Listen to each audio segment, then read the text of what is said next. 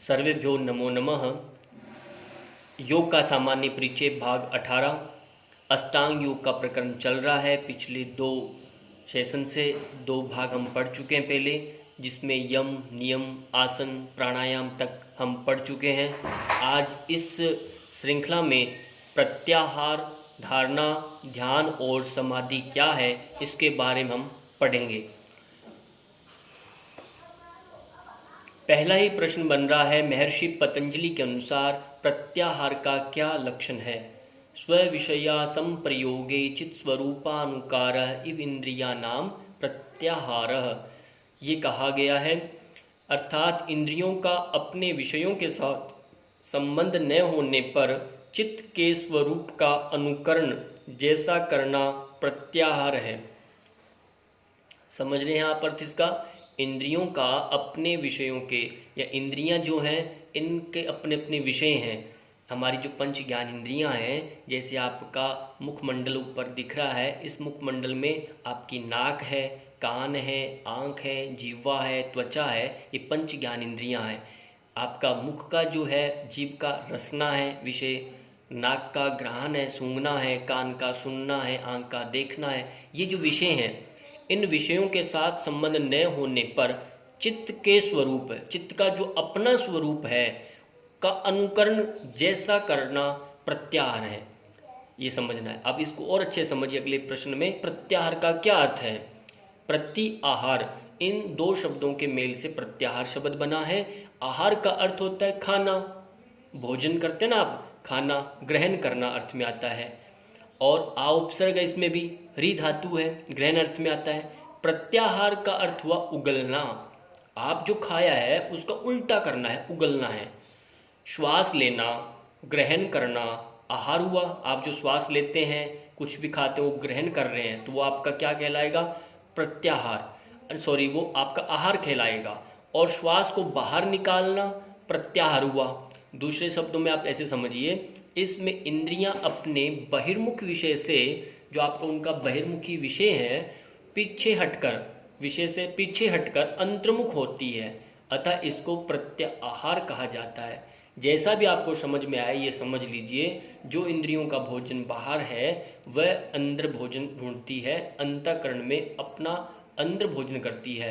इसका तात्पर्य वो अंदर देखती है अंतःचक्षु से, है ना, अंदर सूंघना होता है, अंदर श्रवण करना होता है, अनाहत नाद को सुनती है, तो आत्म केंद्रित होती है वह, उसे बोलते हैं चित्त के स्वरूप का अनुकरण करना। ये प्रत्याहार हुआ। ये उदाहरण आप समझिए, आपने कछुआ देखा होगा, कछुए के 5 अंग हैं ये, है ना, 4 पाँव और मुंह। जब विपत्ति आती है तो ये अपने अंगों को अंदर समेट लेता है, तो ये प्रत्याहार का ही स्वरूप है। जब इसको कार्य करना होता है तो बहिर्मुखी होता है, नहीं तो ये आत्म में, स्वयं में वापस से अंत में चला जाता है, स्वयं में प्रतिष्ठित हो जाता है। तो ये कछुए की भांति ये आप अपने को रखना है, तो यही गीता में उन्होंने निर्देश दिया है। अगला प्रश्न बनता है प्रत्याहार, यानी प्रत्याहार को पूछा जाए ये किस जीव के साथ जोड़ा जाता है, तो आपका उत्तर आना है कछुआ जो है, ये कच्छप के साथ इसको जोड़ा गया प्रत्याहार का। प्रत्याहार का क्या फल बतलाते हैं? ततः परमावशित इंद्रिया नाम, क्या कहा? अर्थात उस प्रत्याहार, अर्थात उस प्रत्याहार के सिद्ध होने से इंद्रियों की परम आवश्यकता हो जाती है, अर्थात इंद्रियां योगी के वश हो जाती है। अब जब आप प्रत्याहार करते हैं तो आपकी जो इंद्रियां हैं परम आवश्यकता हो जाती है और इंद्रियां योगी के वश में हो जाती है, वह स्वतः ही कुछ जो चाहे वैसे कर सकता है। योग के 5 बहिरंग साधन कौन कौन से हैं? यम, नियम, आसन, प्राणायाम और प्रत्याहार, ये 5 बहिरंग साधन हैं। ये ध्यान रखना है, बहिरंग जो साधन है ये 5 हैं। अगला प्रश्न है, योग के अंतरंग साधन कौन कौन से हैं? धारणा, ध्यान और समाधि, ये 3 योग के अंतरंग साधन हैं। यहाँ ध्यान देने वाली बात ये है, यदि आप योग वशिष्ठ पढ़ेंगे तो वहाँ पर पहले जो 4 हैं इनको ही बहिरंग साधन माना गया, वहाँ प्रत्याहार को अंतरंग साधन में लिया गया है, इसको ध्यान रखना है। और महर्षि पतंजलि ने पहले पांचों को बहिरंग में काउंट किया है और अगले तीनों को इन्होंने कहा ये आपके अंतरंग साधन है, इन्हीं को संयम की श्रेणी दी गई है।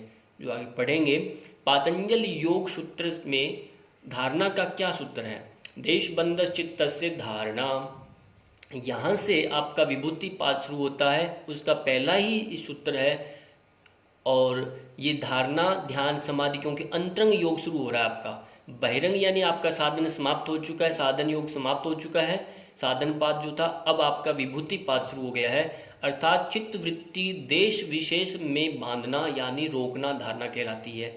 आपका देश यानी कोई स्थान हो और उसी स्थान विशेष पर बंद यानी बांधना है अपने आप को। किसको बांधना? चित्त को बांधना है, वह धारणा कहलाएगी। अगला प्रश्न है, व्यास भाष्य के अनुसार धारणा किसे कहा गया है?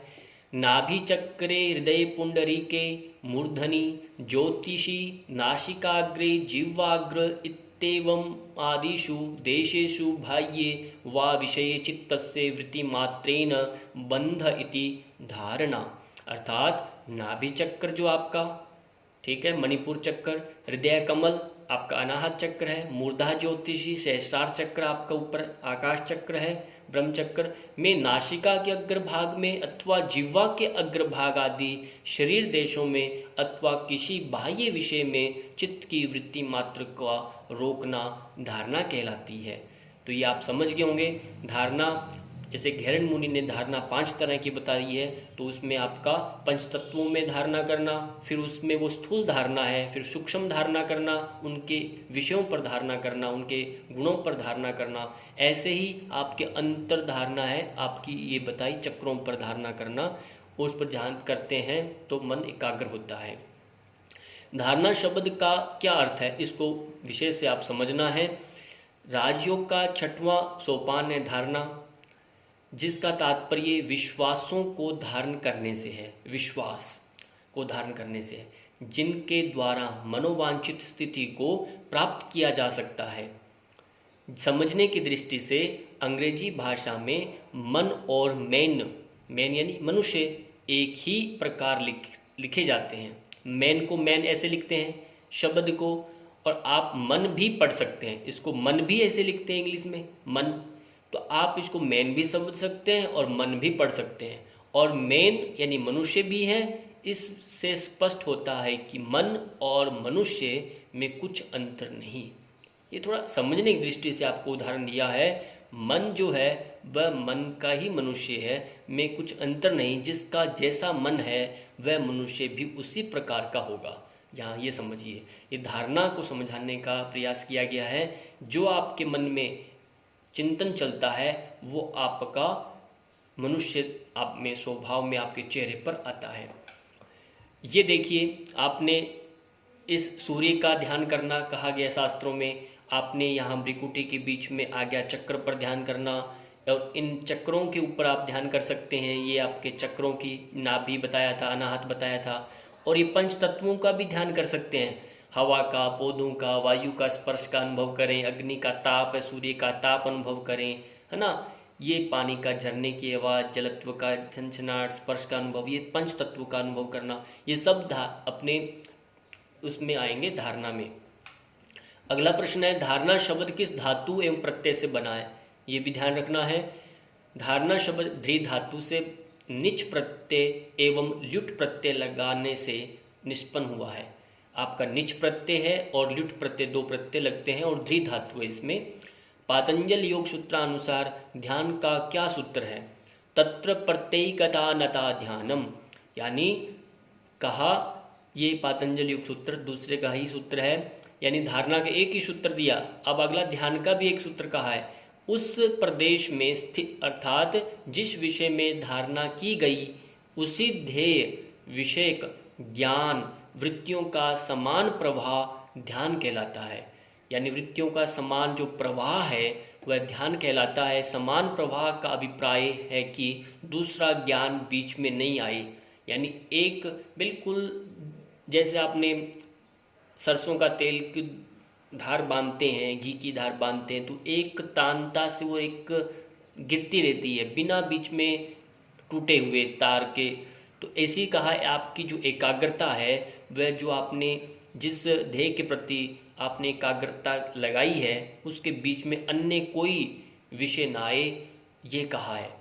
ध्यान शब्द किस धातु से बना है? ध्येय चिंतायाम धातु से ध्यान शब्द बना है, अर्थात ध्यान शब्द ध्येय धातु से ल्युट प्रत्यय लगाकर निष्पन्न हुआ है। यहाँ ल्युट प्रत्यय है, ध्येय धातु है, और जिसका अर्थ है मनन अथवा सूक्ष्म चिंतन। बहुत सूक्ष्म चिंतन चलता है इसमें, और ये ध्यान रखना है इसका अर्थ का। अगला प्रश्न है, पातंजल योग सूत्रानुसार समाधि का क्या स्वरूप है? तदेव आर्थ मात्र निर्भाषम स्वरूप शून्यमिव समाधि।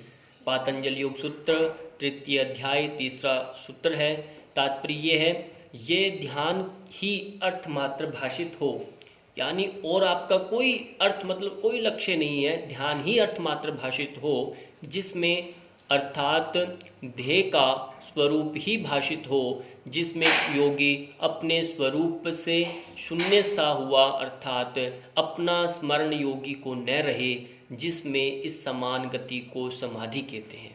यानी जब व्यक्ति अपने स्थान पर बैठा है एकाग्रचित होकर, तब उसे अपना शरीर की बैठने की स्थिति का, कब बैठा कहाँ बैठा, ये अनुभूति जब नहीं होती तो वो क्या कहलाता है? ध्यान। यदि उसका संस्मरण बना रहे, आने के बाद मैंने ये समझा, ये महसूस हुआ, वो जो व्याख्यान चर्चा का विषय बने वो ध्यान अभी परिपक्व नहीं हुआ, वो आपका धारणा का ही विस्तार कर रहा है, वो उसकी चर्चा कर रहा है, तो आपको समझना है ध्यान लगने के बाद ध्यान ही नहीं रहता कि आपने ध्यान लगाया है, ये ध्यान रखना है। समाधि शब्द की व्युत्पत्ति क्या है? समाधि शब्द की व्युत्पत्ति सम प्लस आंग पूर्वक धा धातु से की प्रत्यय लगने से हुई है। अन्य व्युत्पत्ति के अनुसार सम्यकाधीयते एकाग्रीक्रियते विक्षेपान परिहृत्य मनो यत्र सह समाधि, अर्थात विक्षेपों को हटाकर चित्त का एकाग्र होना ही समाधि है।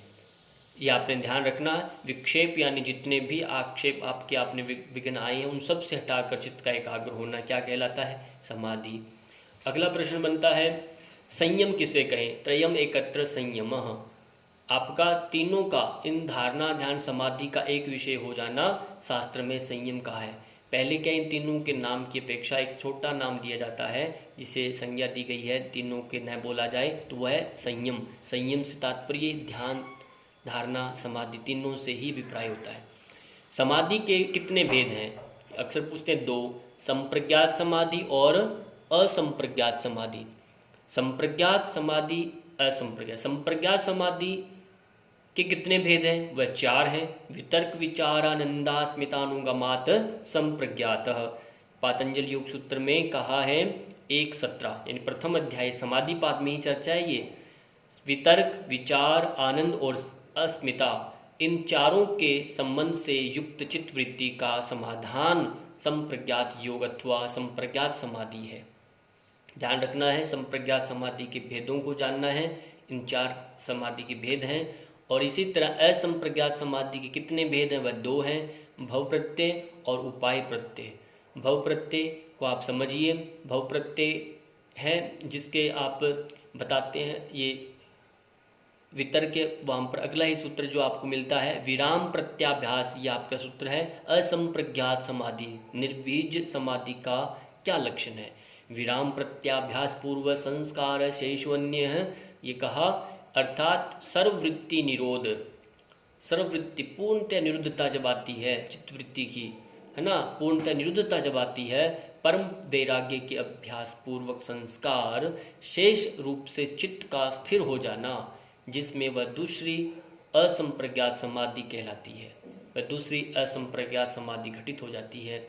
तो असंप्रज्ञात और उपाय प्रत्यय है, इसमें आपका उपाय दिए जाते हैं, श्रद्धा, वीर्य, स्मृति, समाधि, तो इनके माध्यम से भी वह असंप्रज्ञात को प्राप्त कर सकता है। भव जो प्रत्यय है, विधेय, प्रकृति, लया नाम, ये 2 उपाय हैं जो सिद्धियों के विशेष हैं, विधेय और प्रकृति, लया नाम। अगला है वितर्क समाधि के कितने भेद हैं? वितर्कानुगत समाधि 2 है, सवितर्क और निर्वितर्क अनुगत समाधि। तो ये ध्यान रखना है, सवितर्क और निर्वितर्क अनुगत समाधि। विचारानुगत समाधि के कितने प्रकार हैं? 2, सविचार और निर्विचार अनुगत समाधि। सविचारानुगत यानी निर्विचारानुगत, दोनों ऐसे समझना है। 4 प्रकार की समापत्ति कहलाती है। योग में नैतिक शिक्षण की विधि किसे कहा गया है? यम को। कोई पूछे नैतिक शिक्षण की विधि क्या है तो यम का उत्तर आना चाहिए। तो यम पूर्ण जो होता है, यह आपको सामने आ गया है। यम का जो पालन जो बताया गया है, अहिंसा, सत्य, महात्मा बुद्ध जो बैठे हैं। अगला है, प्राणायाम करने का सर्वश्रेष्ठ काल कौन सा है? सामान्य प्रश्न है। अष्टांग योग आपका कंप्लीट हो चुका है, उससे संबंधित कुछ प्रश्न बन रहे हैं। सबसे अच्छा समय कौन सा है?